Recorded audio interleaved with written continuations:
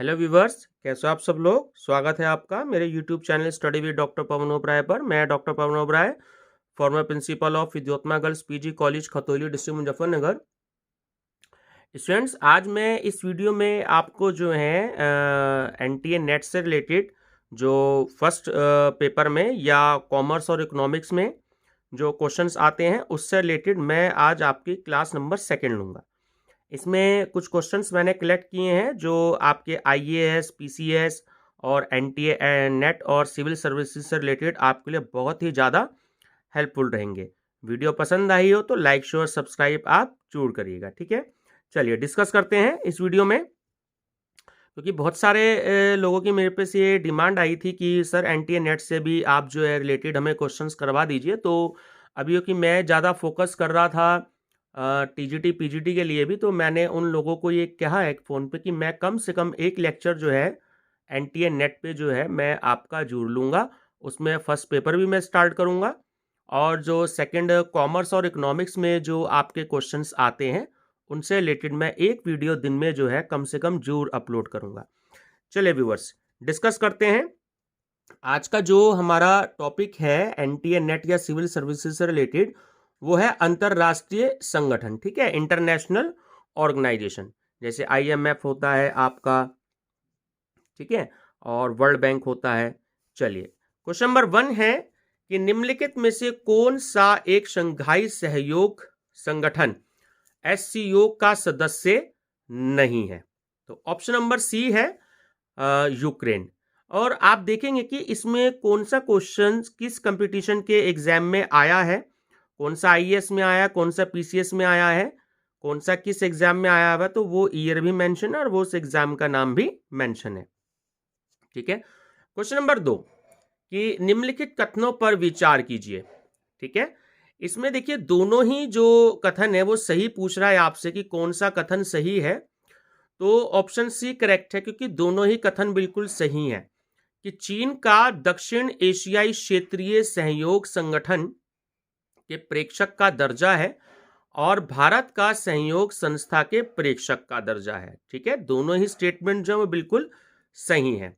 Question number 3 की निम्नलिखित में से कौन अंतरराष्ट्रीय मुद्रा कोष के मुख्य अर्थशास्त्री के पद पर कार्यरत रहे।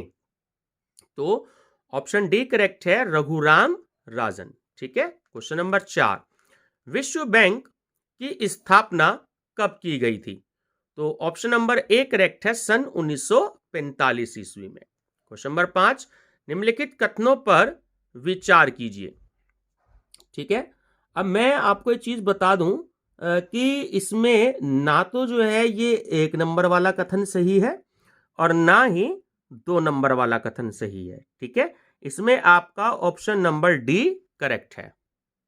ठीक है, चलिए क्वेश्चन नंबर 6 निम्नलिखित कथनों पर विचार कीजिए। ठीक है, ये दो देखिए आपको स्टेटमेंट दे रखे हैं, इसमें भी ऑप्शन डी करेक्ट है कि दोनों ही स्टेटमेंट में से कोई भी स्टेटमेंट सही नहीं है। देखिए स्क्रीन पे दोनों स्टेटमेंट आपके सामने है, मैं केवल सही स्टेटमेंट का आपसे डिस्कस करूंगा। ठीक है, क्वेश्चन नंबर 7 कि निम्नलिखित देशों में कौन सा एशियान का सदस्य नहीं है।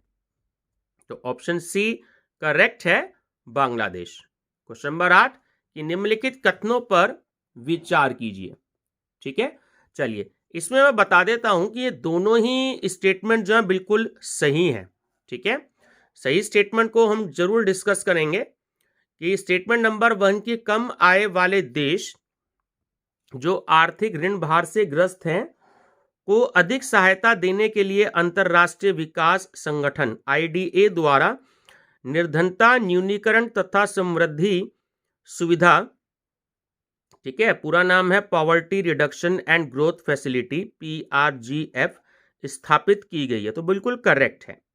और क्वेश्चन पॉइंट नंबर 2 है कि IMF संस्थान के कार्यक्रम के आंशिक रूप में सिंगापुर क्षेत्रीय प्रशिक्षण संस्थान STI एक ऐसा संस्थान है जो समष्टि अर्थशास्त्र विश्लेषण और नीति तथा संबंध विषयों पर प्रशिक्षण देता है। ठीक है, तो आपका ऑप्शन नंबर सी इसमें करेक्ट है कि दोनों सही है। Question number 9 world development report एक वार्षिक प्रकाशन है, ठीक है।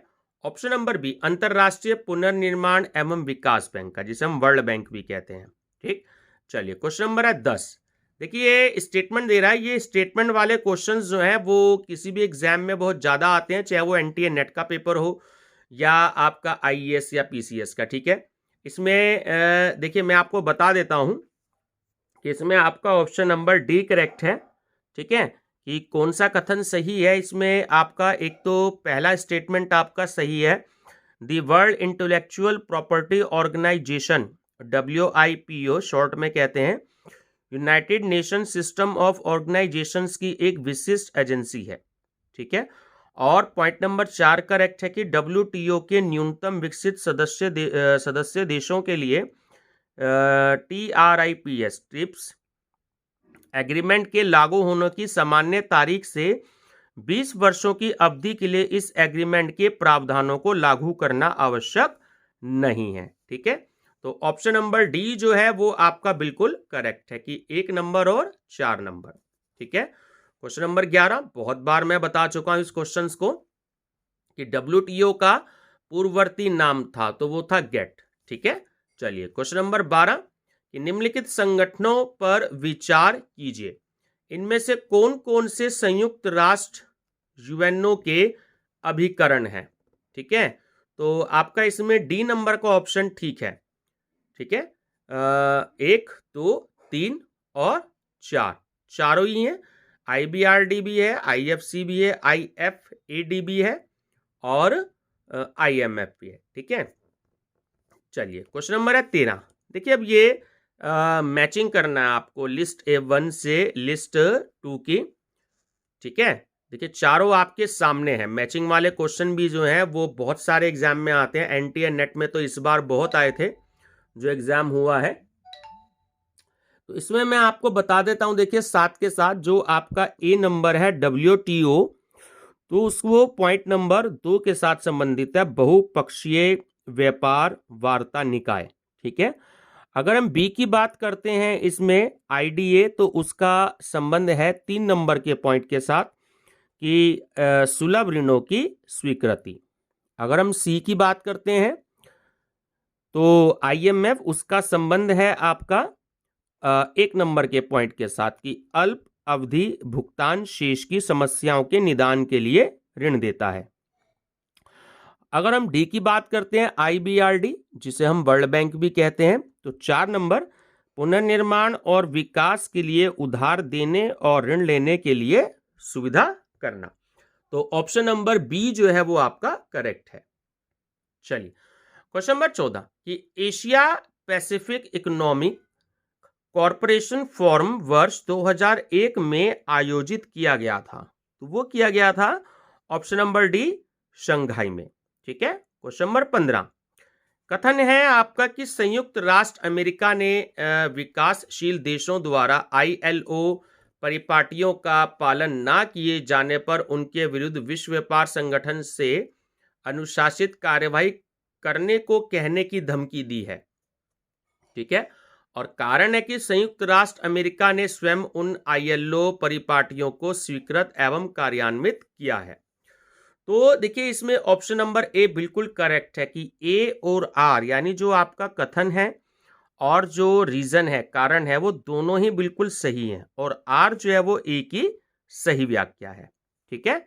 चलिए क्वेश्चन नंबर है आपका 16 नाफ्टा एशियान जैसे अद्भुत हो रहे संसार के व्यापार समूहों से आशा की जाती है कि वे, ऑप्शन बी करेक्ट है, कि विश्व व्यापार संगठन द्वारा निर्धारित रीति से मुक्त व्यापार का संवर्धन करें, ठीक है। क्वेश्चन नंबर 17 विश्व व्यापार संगठन की स्थापना के पीछे निम्नलिखित में से कौन कौन से उद्देश्य थे? तो देखिए चारों ही उद्देश्य थे, ठीक है। ऑप्शन नंबर ए जो है वो बिल्कुल करेक्ट है। पॉइंट नंबर 1 की विविध देशों के बीच मुक्त व्यापार और संसाधन प्रवाह का संवर्धन। पॉइंट नंबर 2 कि बौद्धिक संपत्ति के अधिकारों का रक्षण। पॉइंट नंबर 3 विभिन्न देशों के बीच संतुलित व्यापार की व्यवस्था। और पॉइंट नंबर 4 कि भूतपूर्व पूर्वी ब्लॉक के देशों और पश्चिमी विश्व के बीच व्यापार का संवर्धन। ठीक है, तो आपका इसमें ऑप्शन नंबर ए जो है वो बिल्कुल करेक्ट है। क्वेश्चन 18 के निम्नलिखित में से कौन कौन से मिलकर विश्व बैंक का गठन करते हैं? तो ऑप्शन नंबर ए आपका करेक्ट है कि पॉइंट नंबर 1, पॉइंट नंबर 2 और पॉइंट नंबर 3। क्वेश्चन 19, विश्व व्यापार संगठन से भारत को निम्नलिखित में से कौन कौन से लाभ होने की आशंका है? देखिए ऑप्शन नंबर डी करेक्ट है। 2 नंबर और 3 नंबर की इससे भारत में कृषि पण्य का निर्यात बढ़ने में सहायता मिलेगी और 3 नंबर की 2000 ईस्वी तक विश्व व्यापार में भारत का भाग 3 गुना हो जाने की संभावना है। ठीक है, क्वेश्चन थोड़ा सा पुराना है, ये 1995 का क्वेश्चन है। ठीक है, चलिए क्वेश्चन 20, भारत, ब्राजील, चीन और अन्य विकासशील देशों द्वारा विश्व व्यापार संगठन में भविष्य में बातचीत करने के लिए बनाए गए समूह को कहा जाता है? तो ऑप्शन नंबर आपका जो है इसमें सी करेक्ट है, G22। क्वेश्चन 21, G55 है, तो जो G55 है वो ऑप्शन बी करेक्ट है कि संसार के विकासशील देशों की एक संख्या है। क्वेश्चन 22, व्यापार संबंधी बौद्धिक संपत्ति अधिकारों का निम्न विषय है? तो ऑप्शन नंबर सी करेक्ट है। एक तो पॉइंट नंबर 1 व्यापार मार्ग, पॉइंट नंबर 2 औद्योगिक परिरूप और पॉइंट नंबर 3 भौगोलिक संकेत। ठीक है, चलिए क्वेश्चन नंबर है आपका 23, उस संस्था का नाम बताएं जिसने जनवरी 1996 में प्रकाशित वार्षिक रिपोर्ट में आयकर के स्थान पर पर्यावरण कर लगाने का सुझाव दिया है? तो वो है आपका option number a world watch institute.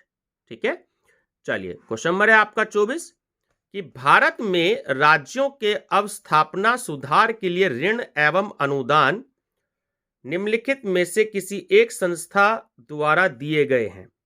तो ऑप्शन नंबर ए आपका करेक्ट है, उसमें विश्व बैंक। क्वेश्चन 25 कि विश्व व्यापार संगठन स्थापित हुआ?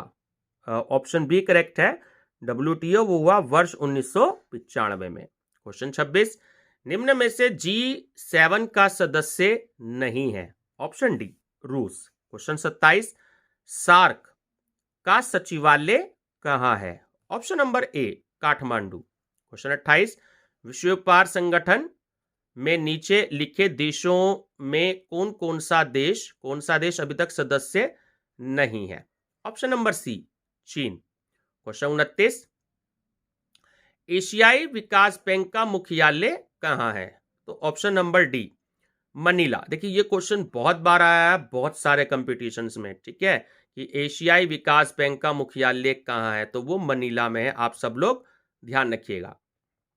चलिए क्वेश्चन नंबर 30 है कि अंतरराष्ट्रीय विकास संघ IDA की व्यवस्था कौन सी संस्था करती है? तो ऑप्शन नंबर ए आपका करेक्ट है, विश्व बैंक। ठीक है व्यूअर्स, ये थे आपके 30 बहुत ही इंपॉर्टेंट क्वेश्चंस जो आपके NTA नेट से रिलेटेड और civil services IPS IAS PCS से रिलेटेड हैं। तो ये मेरा आपसे वादा है कि मेरी पूरी कोशिश रहेगी कि एक क्लास मैं आपकी NTA नेट की जरूर लूंगा। ठीक है, PCS या सिविल सर्विस से रिलेटेड मेरे पास बहुत अच्छे क्वेश्चंस का कलेक्शंस है और मैं धीरे धीरे कर रहा हूं और लेटेस्ट क्वेश्चंस भी जो है वो मैं उसका कलेक्शन भी आप लोगों के लिए कर रहा हूं। तो मेरा सजेशन है कि वीडियो पसंद आई हो तो लाइक शेयर सब्सक्राइब जरूर करिएगा। Thank you viewers.